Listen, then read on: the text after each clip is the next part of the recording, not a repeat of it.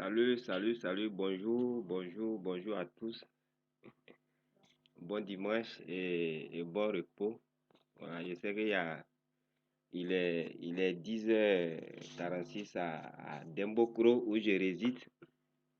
Dembokro, c'est en Côte d'Ivoire. En Côte d'Ivoire qui abrite la CAN 2024.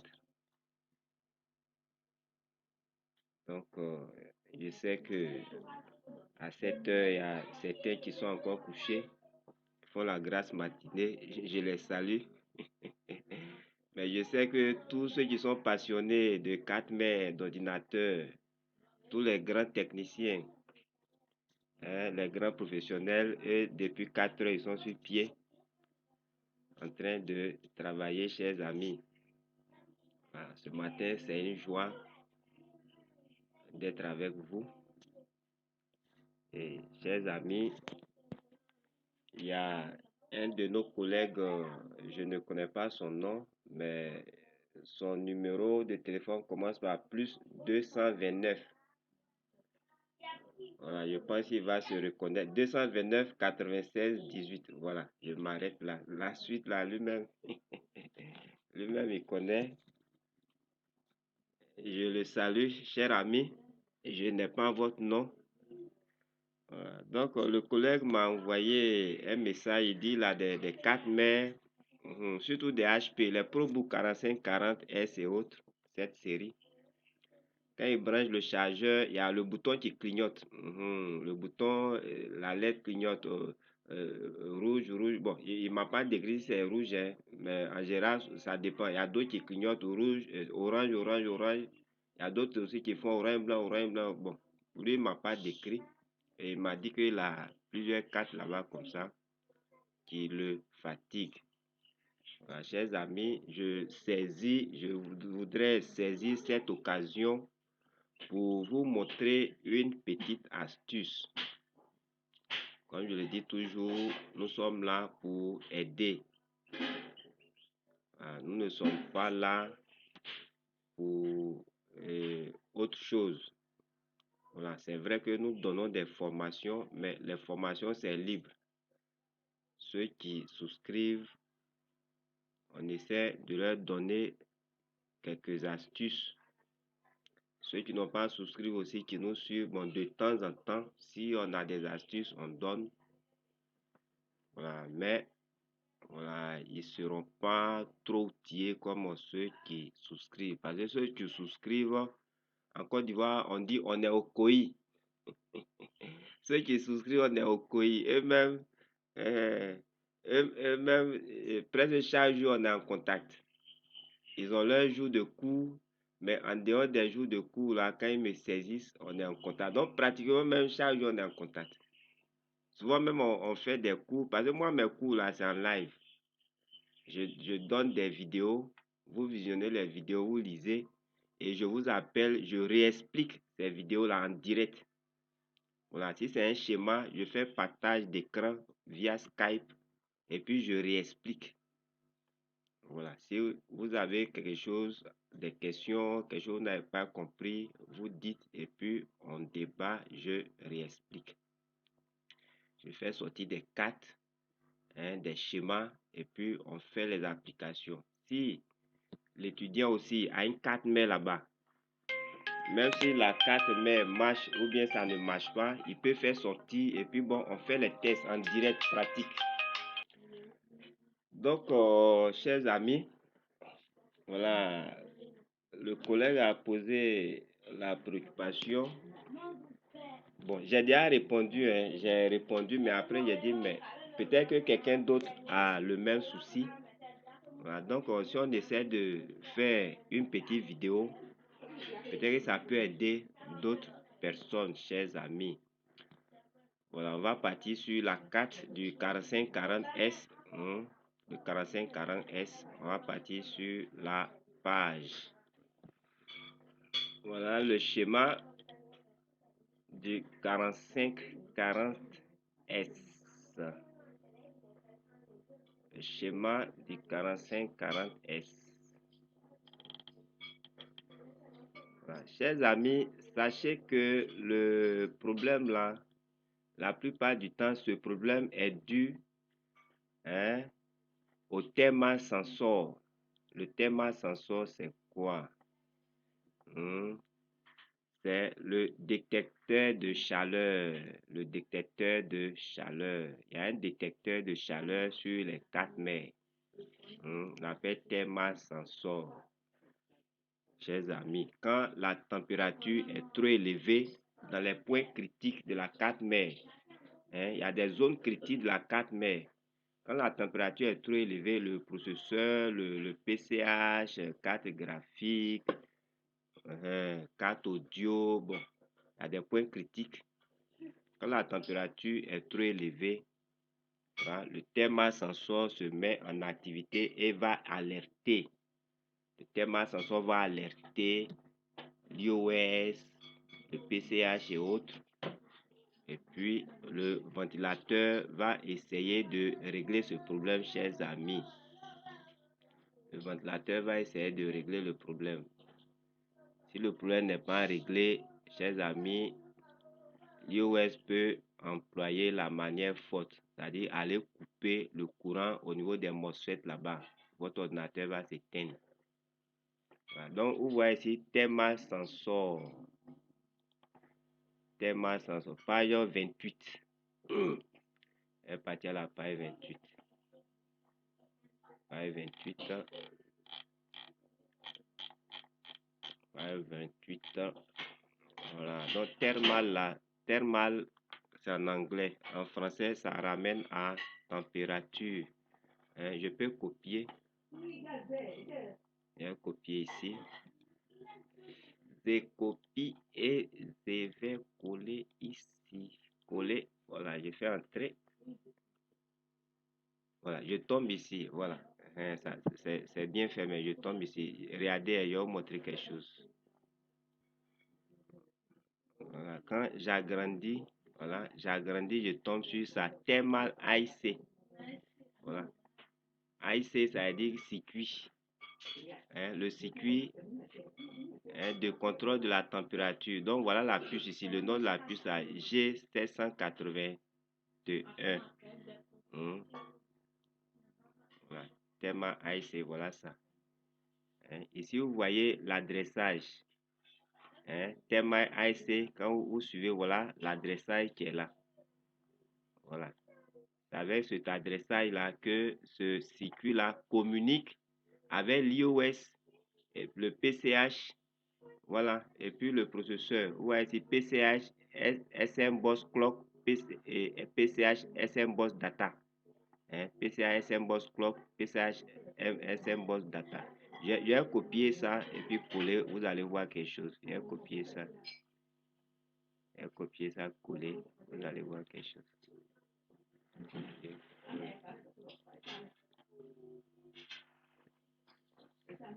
Voilà. Quand je colle, je mets entrée, entrée, entrée, entrée, entrée. Voilà. Chers amis, vous voyez, je suis ici. Je suis ici. Ouais. Vous voyez, je suis ici. Bon, je vais continuer à revenir ici après. Je continue. Voilà. Ouais, où ça va? Ça vient au PCH ici.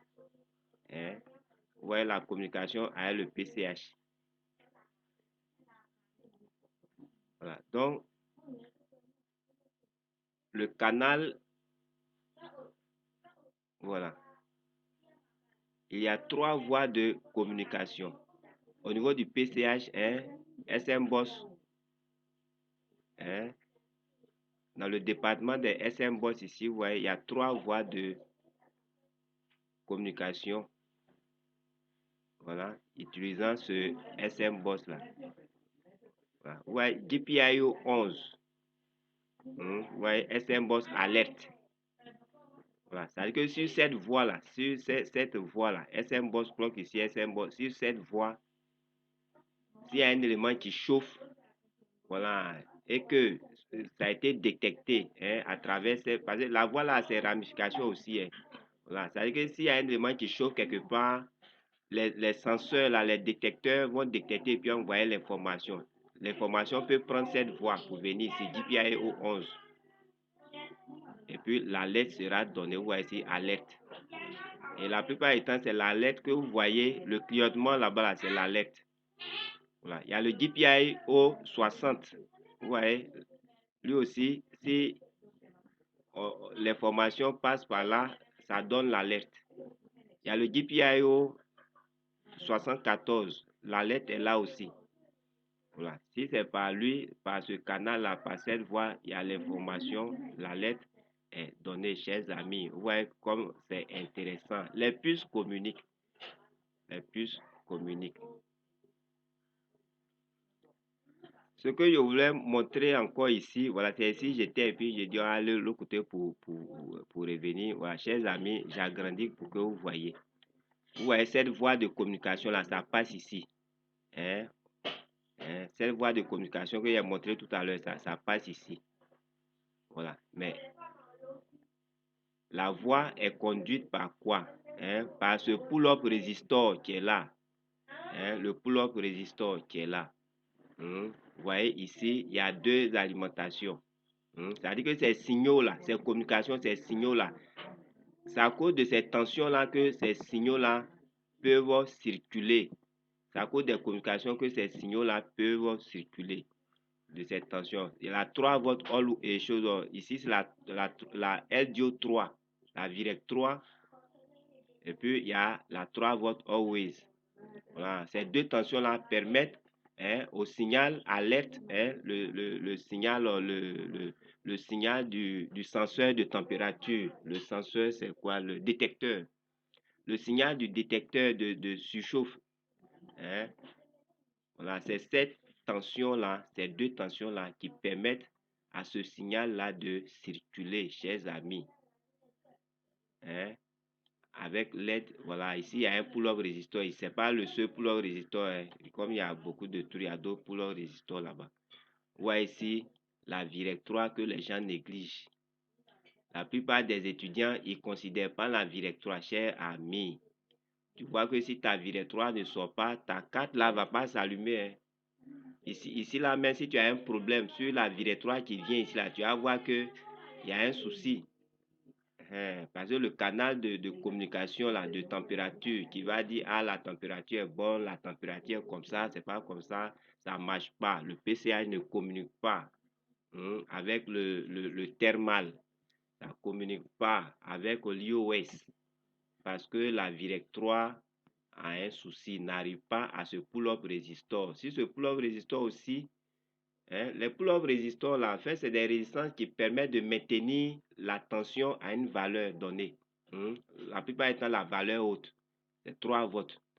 Donc, à cause de cette résistance-là, la tension-là, parce que c'est une tension qui conduit le signal, ça sera maintenu à 3 pour que le signal puisse être conduit sans problème. Voilà, il en est de même pour ces 3 volts always qui vient ici, chers amis. Bon, ça là, ceux qui seront à la formation, on va rentrer dans les détails pour eux. Voilà. Donc, vous voyez un peu. Maintenant, on va aller sur la puce thermale même, vous allez voir. On va aller sur la puce. La puce à la page 28. Tapez ici, page 28.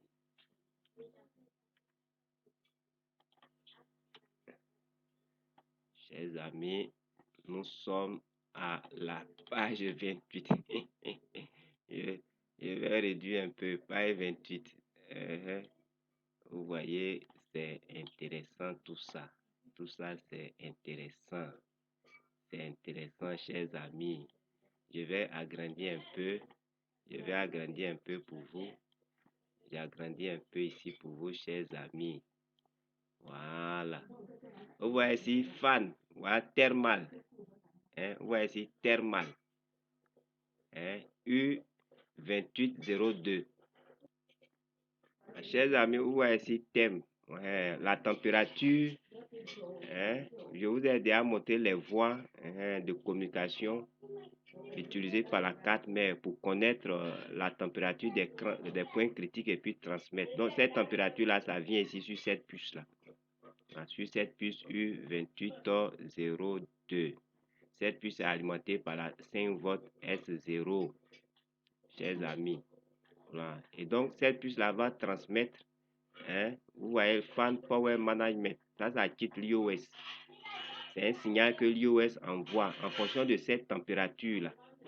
Si c'est trop élevé, si c'est pas trop élevé, en fonction de cette température, l'iOS va envoyer le Fan Power Management. Ça, c'est un signal qui va permettre au ventilateur d'avoir une certaine vitesse. Voilà, le signal est transmis ici. Il devient Fan Power Management Y. Ça sera transmis au ventilateur. Voilà le ventilateur ici.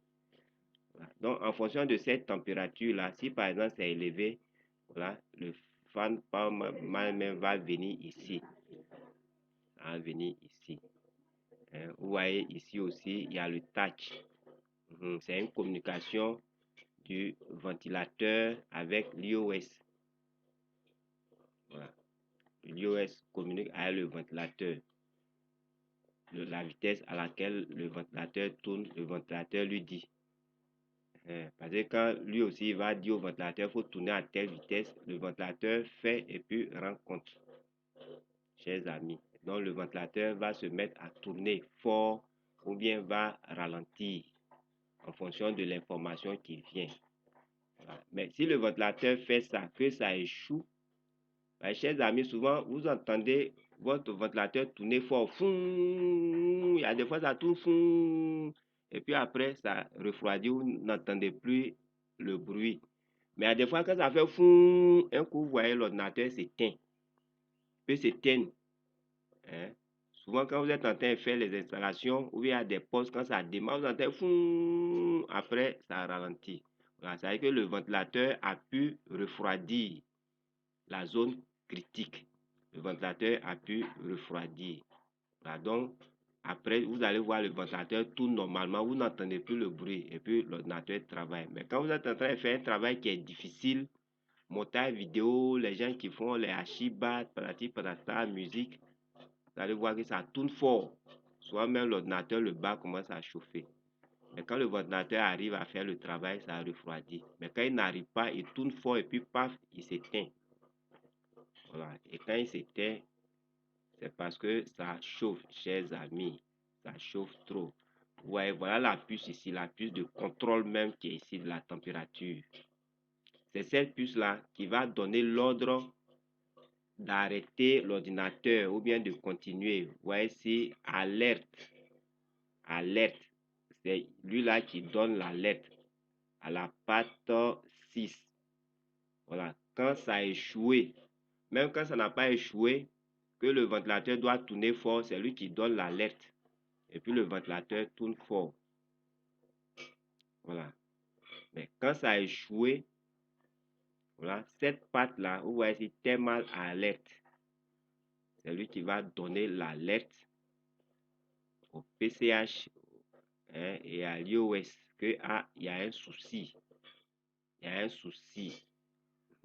Parce que la température de telle ou telle zone là, on m'a dit que c'est trop élevé. Donc, pour ne pas endommager la carte mère, il faut dire à l'iOS de couper les gates des 2 premiers MOSFET. N'a qu'à me couper ça. Chers amis, vous voyez que c'est intéressant. Votre ordinateur va s'arrêter. Vous ne savez pas pourquoi ça s'arrête. Parce qu'il y a un problème. Toutes les puces que vous voyez là communiquent. Je dis toujours aux gens, dans les schémas, ces schémas que vous voyez là, les pattes que nous on voit dehors là, c'est pas ça, hein. Il y a d'autres pattes, on ne peut pas représenter tout. Si on veut représenter tout là, vraiment, le schéma là ne peut pas tenir. Il y a d'autres pattes. Si lui qui veut là, il faut prendre le datasheet de la puce de chat, bien puce 3 ou 5 volts. Tu vas voir le datasheet là, les gens vont te donner d'autres schémas même dans la puce. Où presque toutes les pattes là communiquent dedans là-bas. Alors qu'à l'extérieur, on voit que ces pattes là ne communiquent pas. Mais quand vous cassez la puce, vous prenez le data, vous partez dedans, vous voyez les circuits qui sont dedans là, on ne peut pas, chers amis. Voilà. Et donc, quand il y a ce problème-là, quand votre carte mère, vous branchez et puis vous voyez que ça clignote, il y a des tests à faire pour savoir que c'est un problème de surchauffe. Voilà. Quand vous allez souscrire à la formation, on va vous montrer ces tests-là. Qu'est-ce qu'il faut faire pour savoir que c'est un problème de surchauffe, chers amis? Si c'est un problème de surchauffe, hein, bon, souvent, c'est un message, ça peut être un message simple. Voilà, parce qu'il peut avoir un problème de communication et puis il va avoir un message de surchauffe. Ça peut être vrai, ça peut être faux, ça peut être un message erroné, chers amis. Voilà. Si vous voyez que ça clignote, vous avez fait les tests, vous, vous pouvez voir, par exemple, si vous avez une caméra thermique, vous pouvez faire les tests pour voir qu'il y a tel élément qui chauffe à telle température. Souvent, la température même n'est pas aussi élevée. Il y a des températures même que la 4 mètres peut supporter. Est-ce que vous voyez? Voilà, ça peut supporter. Souvent aussi, il n'y a aucun élément qui chauffe, mais c'est une fausse information en fait, c'est une fausse alerte. Donc, chers amis, qu'est-ce qu'on peut faire? Ici, vous voyez, c'est des résistances qui est là. Parce que le signal alerte ici, le signal qui est là, l'alerte là, vous voyez, voilà le signal là qui va ici. C'est ce signal là qui va partir pour informer l'IOS là-bas, ou bien le PCH. C'est ce signal qui va partir les informer pour dire que il faut tout couper. Chers amis, vous voyez. Mais ce signal-là, pour que ça puisse partir, il faut que ce signal-là puisse avoir le courant. Parce que c'est le courant qui transporte les signaux. Je vous rappelle encore ça. Un signal, c'est le courant qui le transporte. Vous voyez, quel courant le transporte? C'est 3 volts 3 S0. 3 volts 3 Rouen, chers amis. 3 volts 3 Rouen. C'est lui qui transporte ça. Donc, qu'est-ce qu'il faut faire? Il faut enlever simplement la résistance R2804. Voilà. Vous enlevez ces résistances, vous dessoudez, c'est tout. Et puis vous laissez. Voilà. Quand vous allez laisser, bon, il reçoit l'alerte, mais l'alerte ne peut pas partir. Il reçoit un signal, mais il lance l'alerte, mais ça ne va pas. Vous allez voir que le clignotement là, va s'arrêter. Et puis votre ordinateur, vous allez allumer, il va démarrer. Mais attention, il faut vérifier. Est-ce que l'élément n'a pas une température excessive?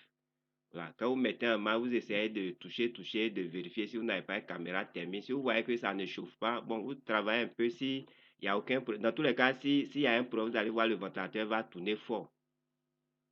Ça va tourner fort. Mais s'il n'y a pas de problème, bon, voilà, ou bien ça va s'éteindre. Ça va s'éteindre. Parce que cette alerte aussi permet au ventilateur de tourner fort. Voilà. Sinon, le ventilateur a une vitesse normale qui est là. Souvent, même quand il y a des problèmes là, le touch qui est de l'autre côté là, j'avais montré ici. Voilà. Quand il y a des problèmes, souvent même, vous pouvez sectionner le touch. Et puis le fan power management, vous pouvez sectionner ça et puis laisser seulement l'alimentation du ventilateur, pas 1, avec la masse. Où est la masse? Voilà la masse là-bas. Voilà la masse. Voilà. S'il y a un problème là, souvent il y a des ordinateurs, vous mettez un match, ça affiche et puis le ventilateur ne tourne pas. Vous voyez que le ventilateur ne tourne pas, le processeur va commencer à chauffer et puis c'est un cher ami. Il faut couper ici là. Tu coupes tout ça là. Quand tu as coupé tout ça, il va rester l'alimentation et puis la masse. Et votre ventilateur va tourner. Ça va avoir une vitesse constante. La manière ça tourne là, ça ne va pas diminuer, ça ne va pas augmenter, ça est là. Mais ça vous permet de travailler. Ça vous permet de travailler. Vous coupez tout ça là. Voilà. Vous prenez une lame bien un ciseau, vous coupez tous ces fils là, vous laissez l'alimentation. Chers amis, il faut avoir un testeur pour savoir que ici c'est l'alimentation et puis ici c'est la masse. Vous laissez les deux là, vous branchez, ça tourne, vous travaillez, chers amis. Venez vous inscrire, on va vous former. Chers amis, venez vous inscrire. La connaissance est là. La connaissance est là. Donc, quand vous allez enlever cette résistance, votre ordinateur va plus clignoter. Vous allez brancher, vous allez travailler, votre ventilateur va tourner, chers amis. Donc, vous voyez, ce n'est pas aussi sorcier. Les gens veulent vous faire croire que c'est sorcier, c'est ceci, c'est cela. Souvent, ce qui fatigue un peu, c'est la langue. C'est la langue, parce que tout est en anglais. Voilà, c'est un peu difficile à certaines personnes. C'est tout. Sinon, c'est pas aussi compliqué. Justement, c'est pourquoi nous sommes là. Nous parlons français. Vous êtes français. Mais pourquoi ne pas venir pour qu'on vous forme? On va vous donner les bases, si vous voulez. On peut vous donner les bases. Et puis après, vous-même, vous pouvez voler de vos propres ailes. Oui, moi, ça a été mon cas. J'ai fait des cours avec certaines personnes pour avoir juste les bases. Quand j'ai eu les bases, bon, moi-même, j'ai payé d'autres formations parce que les bases que j'ai eues, ça me permettait de comprendre d'autres formations en d'autres langues, autres que le français. Une fois que vous avez eu les bases, c'est ça, c'est l'avantage. Ça vous permet même de suivre des cours en hindou. Ça vous permet de suivre des cours en anglais, même en espagnol. La plupart de mes tutoriels que j'utilise souvent, la plupart c'est en espagnol. Moi, je n'ai pas fait l'espagnol. À l'école, j'ai fait l'allemand. Voilà. Mais la plupart, sur l'oscilloscope, c'est les Espagnols qui donnent les meilleures explications. Et une fois que vous avez les bases, vous suivez. Regardez les enfants. Quand ils regardent les enfants de 2 ans, 3 ans, 1 an et quelques, mais ils regardent comme des petits. Mais est-ce qu'ils comprennent le français? Ils ne comprennent pas le français. Mais par le dessin, par les dessins, ils savent ce qui se passe. Et quand vous leur demandez, ils vont vous expliquer, vous-même vous serez étonné. C'est la même chose dans notre domaine. Une fois que nous vous avons donné les bases, vous-même là, quel que soit le livre, quels que soient les cours en hindou, dans n'importe quelle langue, quand vous voyez le titre déjà, vous savez où il est quitté, où il s'en va, et puis vous le suivez. Et puis vous allez comprendre. Moi, je suis des cours avec certaines personnes, je ne comprends rien, c'est en anglais. Moi, je suis là, je fais un seulement. Mais souvent, quand le type pose une question, je réponds. Voilà, voilà. Si c'est une réponse, on dit de faire un calcul tout à temps, je dis, je sais que c'est ça. On dit, ah, c'est ça. Quand je peux répondre à mon anglais bizarre, là, je réponds. Voilà, je réponds, chers amis. C'est un peu comme ça. Donc, venez, on va vous donner les bases. Si vous voulez même qu'on vous forme, de manière professionnelle, tout ça, nous faisons tout ça. Mais c'est un peu cher. La formation que nous donnons, c'est à plusieurs niveaux. C'est les tarifs débutants, bon, c'est ça, la plupart du temps, c'est ce que les gens prennent. Mais professionnels, là, les gens fuient parce que, effectivement, c'est un peu cher. On ne peut pas former un professionnel comme un amateur, chers amis. Il y a des choses qu'on peut dire aux professionnels qu'on ne dit pas à l'amateur. Vous voyez, par exemple, ce que je viens d'expliquer là, est-ce qu'on peut dire ça à un amateur? Il ne va rien comprendre. Voilà, ça, c'est les professionnels, ceux qui connaissent déjà ce qu'on appelle signal, certaines choses. C'est à eux on peut expliquer ça. Même ceux-là, même, ce que j'ai expliqué, il y a plein qui ne vont pas comprendre, qui vont se mélanger les pédales. Voilà. Donc, si on doit reprendre tout ça, chers amis, on ne va pas vous faire un petit tarif. On va pas vous faire un petit tarif. Au lieu c'est dimanche, on ne parle pas trop. Venez vous inscrire, notre numéro WhatsApp 225 07 08 65 38 07. Je reprends. 225, ça c'est Côte d'Ivoire, l'organisatrice de la CAN. Chers amis, couple là, ça a resté ici. Moi, même si j'étais à la place des autres équipes là, c'était de signer forfait en même temps. Bon, on a signé forfait. Parce que couple là, on gagne ou on gagne. Bonjour maman.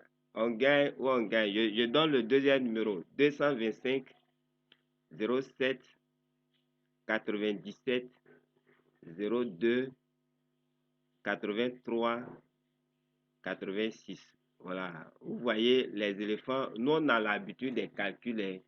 Par exemple, nous, les trucs simples, là, nous on n'aime pas ça, on n'aime pas d'état. On aime se compliquer. Voilà. Moi, je sais que équipe, là, c'est pas c'est Mozambique ou bien lundi, équipe, là, et Zambie ou bien, bon, quelque chose comme ça. L'équipe qu'on va croiser, Guinée équatoriale. On va gagner ce match largement. Puis on sera devant là-bas. Bon, devant là-bas comme bon, L'équipe là, on connaît pas. Mais dans tous les cas, nous, on sait que on va gagner. Puis pour prendre la coupe, on a besoin de gagner tout le monde. Voilà. Je dis aux gens de ne pas rougir. Nigeria, là, ça a été toujours notre bête noire.